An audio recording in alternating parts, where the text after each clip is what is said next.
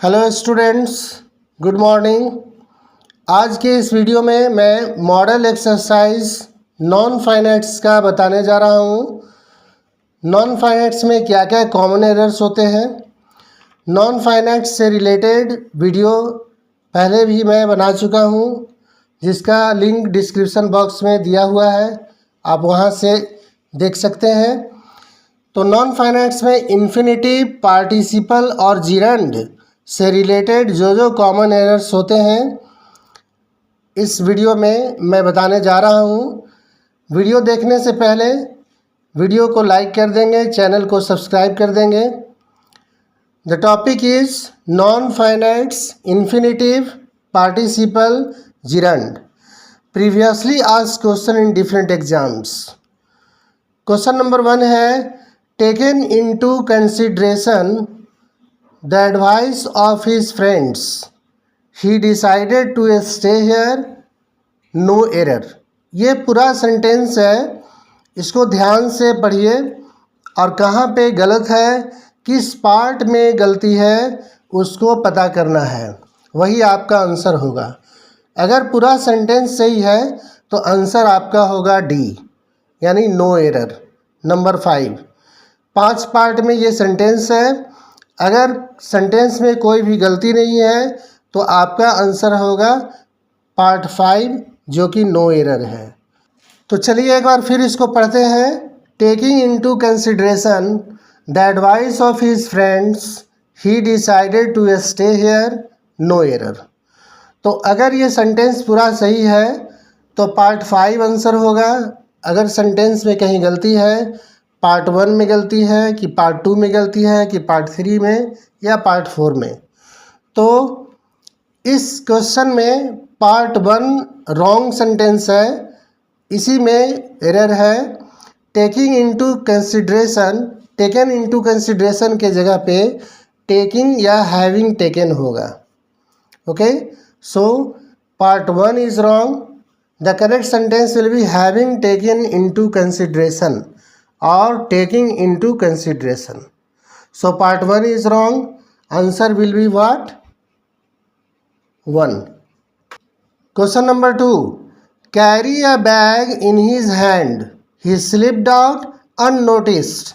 No error. Part 1 carry a bag. Part 2 in his hand. He slipped. Part 3 out unnoticed. Part 4 no error. Part 5. So, in this sentence, in this question, the wrong part is part 1. Carry a bag के जगह पे क्या होगा? Carrying a bag.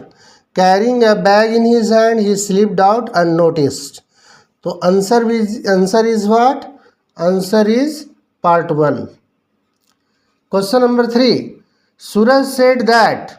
Part 1 is Suraj said that he would rather fail than copying in the examination, no error. Part 1 is Suraj said that. Part 2 is he would rather. Part 3 is fail than copying, and part 4 is in the examination. So in this question part 3 is wrong. fail than copying, no.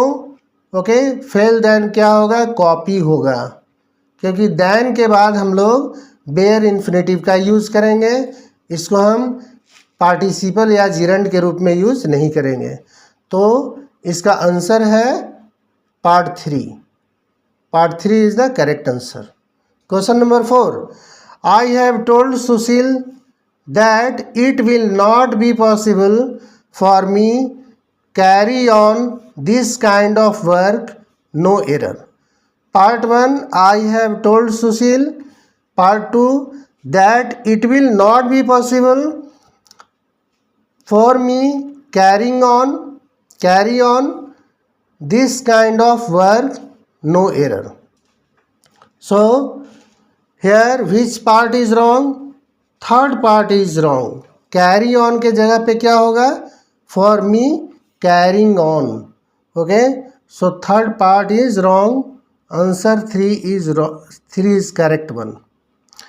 Next is, in the absence of clear instructions one cannot be expected to be functioned effectively, no error।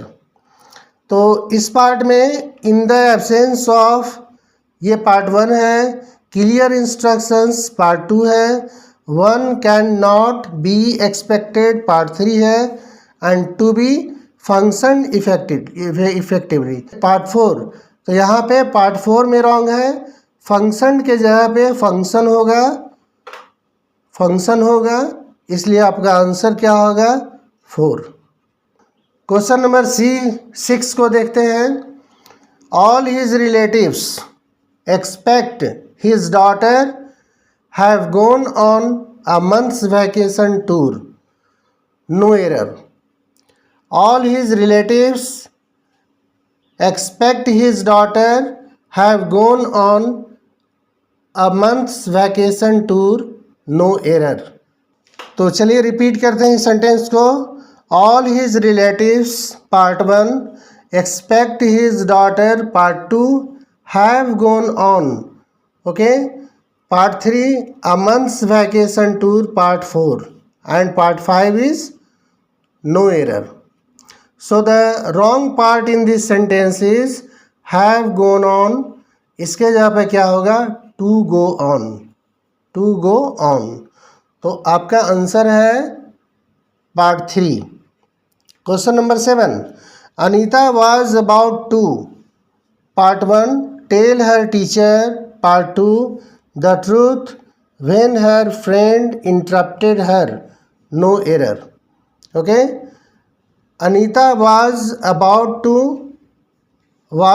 To tell her teacher the truth when her friend interrupted her, no error.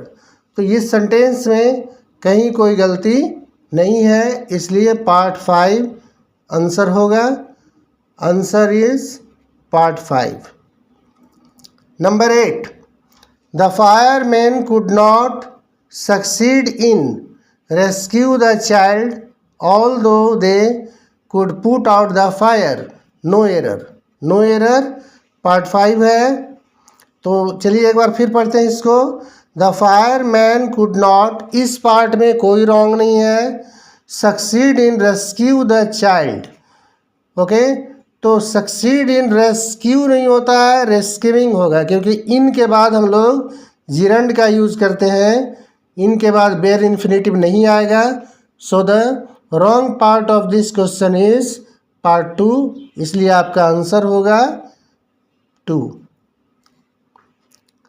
Number 9, he could make them accepted his proposal because he was quite familiar with her practice, no error। तो first part है he could make, second part है them accepted his proposal। इसी part में wrong है, इसी part में wrong दिख रहा है, क्योंकि make के बाद हम हमेशा बेयर इन्फिनेटिव का यूज़ करते हैं, इसलिए एक्सेप्टेड के जगह पे एक्सेप्ट होना चाहिए, इसलिए आंसर होगा, ओके, आंसर होगा part 2, answer 2। And last question हम देखते हैं।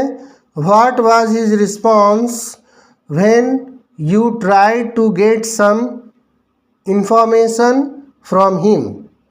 What was his response when you tried to get some information from him, no error. तो कौन सा पार्ट इसमें रॉन्ग है, ओके, ये पता करना है। तो व्हाट वाज हिज रिस्पॉन्स, इस पार्ट में कोई गलती नहीं है। व्हेन यू ट्राइड, ये पार्ट भी करेक्ट है। To got some, this part is wrong, क्योंकि टू गॉट है, टू गॉट के जगह पे क्या होना चाहिए टू गेट, क्योंकि टू के बाद हम लोग V1 का यूज़ करते हैं, इसलिए आंसर होगा आपका पार्ट 3। तो इस तरह से 10 questions I have discuss today. आज 10 क्वेश्चन को हमने डिस्कस किया। अगर आपको ये वीडियो पसंद आया होगा तो वीडियो को लाइक कर देंगे और चैनल को सब्सक्राइब कर देंगे। इसी तरह से अगले वीडियो में सेम सब्जेक्ट पे सेम चैप्टर पे और भी कॉमन एरर्स मैं बताऊंगा। तब तक के लिए all the best. Thank you very much.